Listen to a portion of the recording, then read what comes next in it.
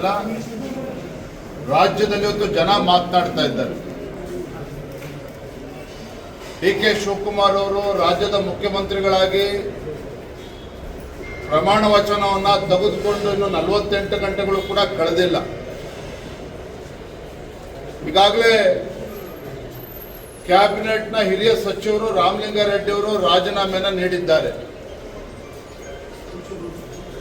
ಹಿರಿಯ ಸಚಿವರಾಗಿರುವಂತಹ ಮುನಿಯಪ್ಪನವರು ಸಹ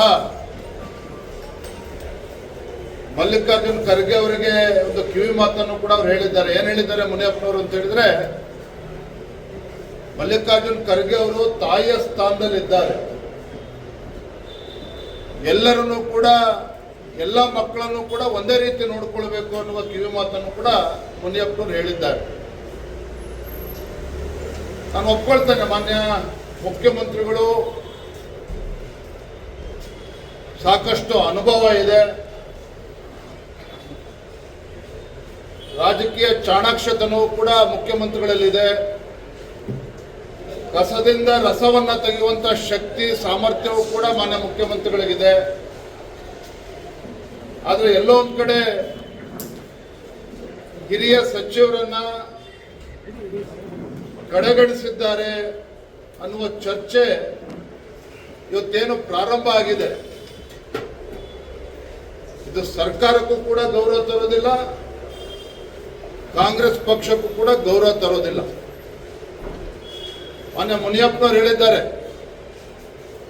ಸೀನಿಯಾರಿಟಿಗೆ ಸಿನ್ಸಿಯಾರಿಟಿಗೆ ಏನು ಬೆಲೆ ಇಲ್ಲ ಇವತ್ತು ಕಾಂಗ್ರೆಸ್ ಪಕ್ಷದಲ್ಲಿ. ಹೀಗೆ ನಡೆದುಕೊಂಡು ಹೋಗ್ತಾ ಇದ್ರೆ 28ರ ಚುನಾವಣೆಯಲ್ಲಿ ರಾಜ್ಯದಲ್ಲಿ ಕಾಂಗ್ರೆಸ್ ಪಕ್ಷ ಅಧಿಕಾರಕ್ಕೆ ಬರೋದಿಲ್ಲ ಅನ್ನುವ ಮಾತನ್ನು ಕೂಡ ಅವರು ಹೇಳಿದ್ದಾರೆ. ಅಂದ್ರೆ ಈ ರೀತಿ ಈಗಾಗಲೇ ಜನ ಬೇಸತ್ತಿದ್ದಾರೆ ಇವತ್ತು ಕಾಂಗ್ರೆಸ್ ಸರ್ಕಾರದ ಬಗ್ಗೆ. ಕಳೆದ 1.5-2 ವರ್ಷದಿಂದ ಮುಖ್ಯಮಂತ್ರಿ ಕುರ್ಚಿಗೆ ನಡೆದಂತ ಹಗ್ಗ ಜಗ್ಗಾಟದಿಂದ ಜನ ಬೇಸತ್ತಿದ್ದಾರೆ. ಇವತ್ತು ರಾಜ್ಯದಲ್ಲಿ ಅಭಿವೃದ್ಧಿ ಇಲ್ಲ, ರೈತರು ಇವತ್ತು ಬೀದಿಗಿಳಿದು ಹೋರಾಟವನ್ನು ಮಾಡ್ತಾ ಇದ್ದಾರೆ. ಆದರೆ ಲಜ್ಜೆಗೆಟ್ಟ ಕಾಂಗ್ರೆಸ್ ಸರ್ಕಾರ ಇನ್ನೂ ಕೂಡ ಅವರ ಕಚ್ಚಾಟದಿಂದ ಹೊರಗೆ ಬರುವಂತ ಲಕ್ಷಣಗಳು ಕಾಣ್ತಾ ಇಲ್ಲ. ಕಳೆದ ಕೆಲವು ತಿಂಗಳುಗಳಿಂದ ಏನು ಕಚ್ಚಾಟವನ್ನ ಸರ್ಕಾರದಲ್ಲಿ ನಾವು ನೋಡ್ತಾ ಇದ್ವಿ, ಬಹುಶಃ ಮಾನ್ಯ ಮುಖ್ಯಮಂತ್ರಿಗಳು ಎಲ್ಲರನ್ನೂ ಸರಿದೂಗಿಸ್ಕೊಂಡು ಹೋಗ್ತಕ್ಕಂಥ ವಿಚಾರದಲ್ಲಿ ಒಂದು ಸುಸ್ತಾಗಿ ಹೋಗುವಂಥದ್ದು ಕಾಣ್ತಾ ಇದೆ. ಇವತ್ತು ಏನಾಗಿದೆ ಅಂತ ಹೇಳಿದ್ರೆ 4 ಪವರ್ ಸೆಂಟರ್ಗಳು, ಡಿ.ಕೆ. ಪವರ್ ಸೆಂಟರ್ ಒಂದ್ ಕಡೆ ಆದರೆ ಬಿ.ಕೆ. ಪವರ್ ಸೆಂಟರ್ ಮತ್ತೊಂದು ಕಡೆ ಇದೆ. ಇದರ ನಡುವೆ ಮಲ್ಲಿಕಾರ್ಜುನ್ ಖರ್ಗೆ ಅವರು ಅವರೊಂದು ಪವರ್ ಸೆಂಟರ್, ಮತ್ತೊಂದು ಕಡೆ ಸಹಜವಾಗಿನೇ ಸಿದ್ದರಾಮಯ್ಯ ಪವರ್ ಸೆಂಟರ್ ಅಂತೂ ಇದ್ದೇ ಇರ್ತದೆ. ಹಾಗಾಗಿ ಈ ಪವರ್ ಸೆಂಟರ್ಗಳೇನಿದ್ದಾವೆ ಮುಖ್ಯಮಂತ್ರಿಗಳಿಗೆ ನಿದ್ರೆಗೆಡಿಸುವಂಥದ್ರಲ್ಲಿ ಯಾವುದೇ ಒಂದು ಸಂಶಯ ಇಲ್ಲ. ನಾನು ಮೊನ್ನೆನೂ ಕೂಡ ಹೇಳಿದ್ದೆ, ಅವಧಿ ಪೂರ್ವ ಚುನಾವಣೆ ನಡೆದರೂ ಕೂಡ ಆಶ್ಚರ್ಯ ಪಡಬೇಕಾಗಿಲ್ಲ. ನಾನು ಗೌರವಾನ್ವಿತ ಮುಖ್ಯಮಂತ್ರಿಗಳಿಗೆ ಹೇಳೋದಕ್ಕೆ ಇಚ್ಛಪಡ್ತೇನೆ, ಮೊನ್ನೆ ಅವರನ್ನು ಕೂಡ ಹೇಳಿದ್ದಾರೆ. ಈಗಾಗಲೇ ಬರುವಂತ 4-5 ತಿಂಗಳುಗಳಲ್ಲೇ GBA, ಲೋಕಲ್ ಬಾಡಿ ಎಲೆಕ್ಷನ್ಸ್ ಎಲ್ಲ ಚುನಾವಣೆಗಳನ್ನು ಕೂಡ ಬರುವಂತ 4-5 ತಿಂಗಳಲ್ಲಿ ಮಾಡ್ತೇನೆ ಅನ್ನೋ ಮಾತನ್ನು ಹೇಳಿದ್ದಾರೆ. ಹಾಗಾಗಿ ಮಾನ್ಯ ಗೌರವಾನ್ವಿತ ಮುಖ್ಯಮಂತ್ರಿಗಳಲ್ಲಿ ರಾಜ್ಯದ ಜನತೆಯ ಪರವಾಗಿ ನಾನು ಕೈ ಜೋಡಿಸೋರಿಗೆ ವಿನಂತಿ ಮಾಡ್ತೇನೆ, ನಿಮ್ಮ ಕಡೆಯಿಂದ ಇವತ್ತು ರಾಜ್ಯದಲ್ಲಿ ಒಳ್ಳೆ ಆಡಳಿತನ ಕೊಡೋದಕ್ಕೆ ಸಾಧ್ಯ ಇಲ್ಲ.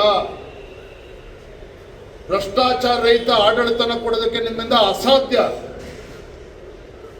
ನಿಮ್ಮ ಸರ್ಕಾರದಿಂದ ರಾಜ್ಯದ ಜನರಿಗಾಗ್ಲಿ, ಬಡವರಿಗಾಗ್ಲಿ, ರೈತರಿಗಾಗ್ಲಿ ಏನೇ ಒಳಿತನ ನೀವು ಮಾಡೋದಕ್ಕೆ ಸಾಧ್ಯ ಇಲ್ಲ. ಕಾರಣ ಏನಪ್ಪಾ ಅಂತ ಹೇಳಿದ್ರೆ, ನಿಮ್ದು ಒಂದೇ ಉದ್ದೇಶ, ಒಂದೇ ಧ್ಯೇಯ, ಕರ್ನಾಟಕ ರಾಜ್ಯವನ್ನ ನಿಮ್ಮ ಗಾಂಧಿ ಕುಟುಂಬಕ್ಕೆ ಮಾರುವಂತ ಕೆಲಸ ಕಳೆದ 3 ವರ್ಷದಿಂದ ಏನು ಮಾಡ್ಕೊಂಡು ಬಂದಿದ್ದೀರಿ, ಅದನ್ನ ಮುಂದುವರಿಸ್ತಕ್ಕಂಥ ಒಂದು ಷಡ್ಯಂತ್ರ ಇದರಲ್ಲಿ ಇದೆಯೇ ಹೊರತು ಕರ್ನಾಟಕ ರಾಜ್ಯವನ್ನ ಗಾಂಧಿ ಕುಟುಂಬಕ್ಕೆ ಒಂದು ಅಡ ಇಡುವಂತ ಕೆಲಸವನ್ನ ನೀವು ಮಾಡೋದಕ್ಕೆ ಹೊರಟಿದ್ದೀರಿ. ಖಂಡಿತ ನೀವು ಒಳ್ಳೇದು ಮಾಡೋದಕ್ಕೆ ಸಾಧ್ಯ ಇಲ್ಲ.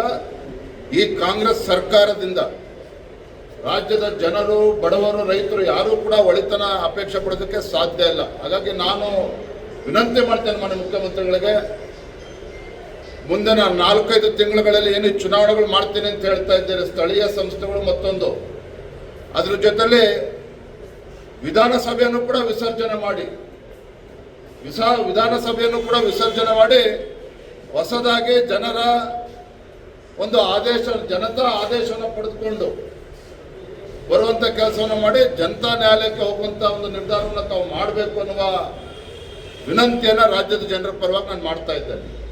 ಹೈಕಮಾಂಡ್ ಮತ್ತೆ ಸಿಎಂ ಇಬ್ರು ಕೂಡ ಸೀನಿಯರ್ಸ್ ಲೀಡರ್ಸ್ನ ಒಂದೇ ಮಟ್ಟ ಕರ್ಕೊಂಡು ಹೋಗೋದ್ರಲ್ಲಿ ಫೇಲ್ಯೂರ್ ಆಗಿದ್ದಾರೆ ಅಂತ ಅನ್ಸುತ್ತಾ?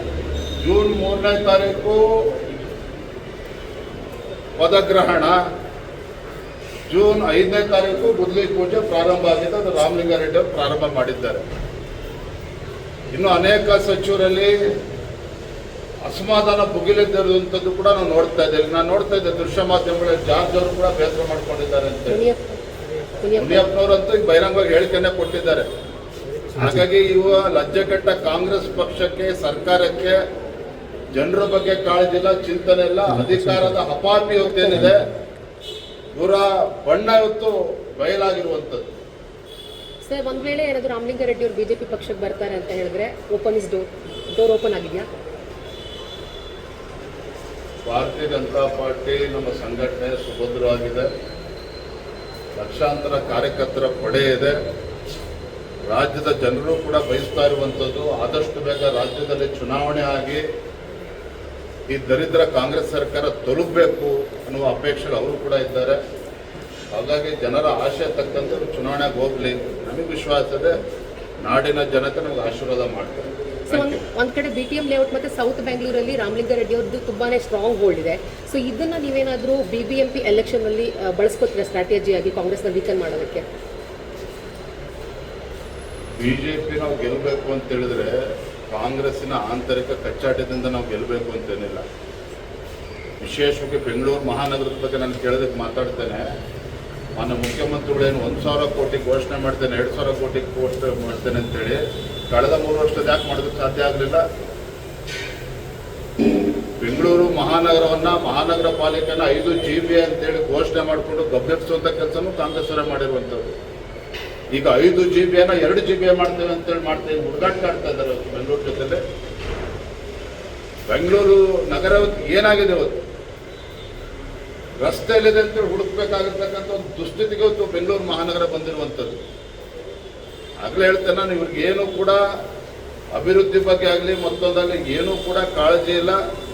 ಹೇಗೆ ಲೂಟಿ ಮಾಡಬೇಕು, ಹೇಗೆ ಸರ್ಕಾರದ ಖಜಾನೆಯನ್ನು ಖಾಲಿ ಮಾಡಬೇಕು, ಒಂದೇ ಅವ್ರಿಗೆ ಆದ್ಯತೆ.